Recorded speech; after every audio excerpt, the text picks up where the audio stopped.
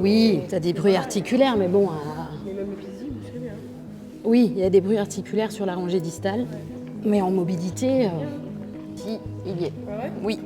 Dans les tétés, il est pas du tout. Et ouais, par contre, hein. mais c'est dans... Ouais, TV Sub, TV Inf. Il y est. C'est dans les tétés. Oui, mais regarde là. Ce que tu peux faire éventuellement pour que ce soit moins traumatique, d'accord, c'est que tu vas le faire dans le déroulé, je te montre. Ouais. Tu es en extension et tu viens juste, hop, développer et à 90 degrés, tu maintiens la pince pour avoir une extension. La flexion, il n'y a que ici qui a une extension. Le boulet, ouais. Ici, c'est quelque chose, je laisse même pas le choix à mes élèves, mais ils viennent si je leur demande. Là, j'avais 10 places en gros pour les coucher, tout ça, donc on est venu à 10 et j'ai fait le plein en 30 secondes à l'école. Ils viennent aider et c'est quelque chose qu'ils feront plus tard. Et oui, pour des endroits comme ça, bien sûr, on est très très motivé pour aider tout le temps, oui, dès qu'on peut. Oui. Tu as celle-là en pince, tu vois, et celle-là au niveau du boulet qui maintient le boulet en extension. Et le carpe sur ton épaule. C'est très difficile, financièrement aussi, c'est très lourd. Quand vous voyez les chevaux, ils sont tous en état, ils sont très très bien nourris. Les charges financières qui pèsent, je crois qu'il y a plus de 180 équidés ici. Donc à nourrir, c'est quelque chose qui est énorme. Sans parler, heureusement qu'il y a des bénévoles et tout, parce qu'il faut entretenir les chevaux, conduire les engins pour les nourrir, il faut les soigner, il faut entretenir les paddocks, il faut entretenir toutes les cabanes qui les protègent, toutes ces choses-là. Donc c'est des tas de choses qui demandent beaucoup de maintenance. Oui, oui. Tu déroules, tu déroules, tu déroules. Et c'est pas grave s'il n'y a pas de cloque, hein, d'accord? C'est pas grave. Le pisiforme structurel. Et soutenir ces associations, c'est permettre à ces chevaux qui ont la plupart du temps travaillé toute leur vie pour des propriétaires plus ou moins regardants à ce travail, mais qui vont finir leur vie dans de très très bonnes conditions. Donc tu viens mettre tes mains, tu vois, ici, Tu vas faire. et tu viens mobiliser. Allez, vas-y. Tu as plusieurs manières de décoapter. Il y a cette manière-là, et après, il y a aussi le fait de mettre l'avant-bras à la face palmaire du carpe et de venir comprimer pour venir détendre justement tous les tissus. Mais je demandais à la présidente hier, on a eu des cas de maltraitance considérables avec Paula. Moi, j'ai enlevé des chaînes autour du cou d'un cheval qui étaient repassées sous les chairs.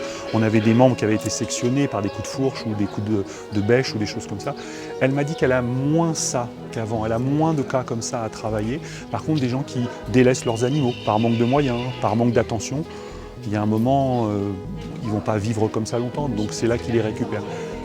La grosse maltraitance, il y en a toujours. Hein. J'ai eu quand même vent de certaines histoires où des gens allaient maltraiter, découper des chevaux dans des prés. Ça existe. Et les statistiques, maintenant, je ne peux pas en dire plus que ça. On se met dans l'intention où tu tractes vers toi et moi vers moi pour vraiment tendre cet axe.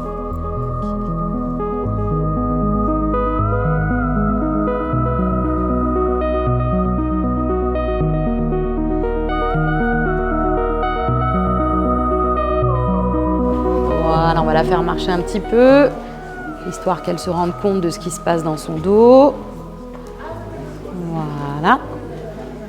Super. C'est très très difficile, ça marche sur des dons, hein. Ça marche sur... C'est une association, donc il y a du bénévolat, il y a tout ça. Là, le fait de venir, d'acheter des choses, de participer à la buvette, etc. Nous, on va être contents aussi d'aller manger là, etc. Parce que tout cet argent va revenir à l'association. Donc des journées comme ça fait plus de 30 ans que l'association existe maintenant. Je vous dis, moi, j'y étais à la création. J'ai pris un des premiers chevaux en fait, que Paula m'avait demandé d'aller récupérer, qui vit toujours en Normandie chez mes parents.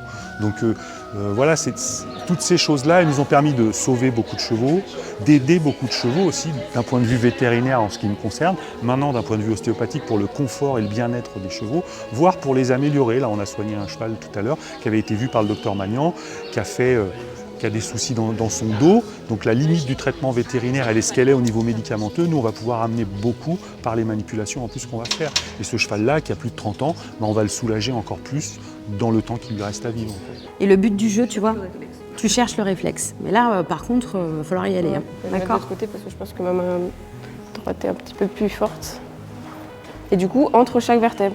Entre chaque espace interépineux. Okay. Pourquoi? Parce que tu vas être au niveau de l'étage intervertébral avec les foramènes et donc les sorties nerveuses. Okay. Oui, tu vois? Ouais. Tu commences à avoir un petit peu de réflexe cutané et c'est ce qu'on cherche en fait. Ouais, tout à l'heure, il n'y avait vraiment rien. Et ben voilà, on cherche à venir redonner un petit peu d'influx nerveux. Ok.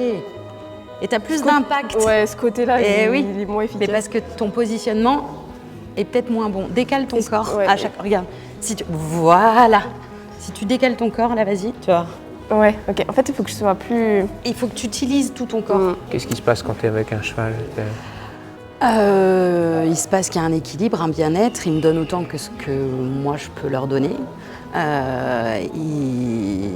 Ouais, c'est inné. Hein. Voilà, moi, je suis cavalière depuis que j'ai 3 ans. Ça a toujours été mon truc. Pourtant, mes parents n'étaient pas du tout dans ce milieu-là. Mais voilà, c'est une passion. Une passion. Le cheval est un animal subtil, fin, majestueux. Et qui permet aussi, je pense, à chacun de se remettre un peu à sa place.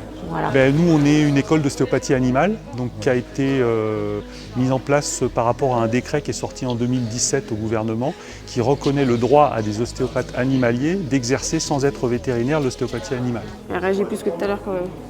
Pour ça, il faut qu'ils suivent un cursus de 5 ans dans nos écoles et ils vont passer un examen national. Au bout de leurs 5 ans d'études, s'ils ont validé leur cursus chez nous, ils peuvent passer un examen auprès des vétérinaires, qui se passe en 2 parties, une partie écrite, une partie orale. S'ils réussissent ces 2 examens, ils ont le droit d'exercer l'ostéopathie animale. C'est celui où vraiment tu fais le soleil autour de Et là, regarde, tu récupères. Et donc quand on est là, on voit des chevaux alentour, et donc on s'occupe de l'association encore dès qu'on peut.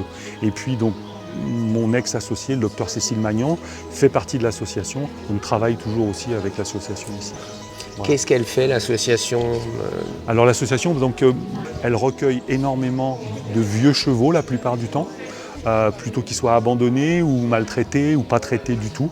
En fait, ils s'en occupent et soit ils arrivent à en replacer certains, soit ils les emmènent en fin de vie. Tu sais qu'ils ont des difficultés financières, c'est compliqué? Oui, je le sais.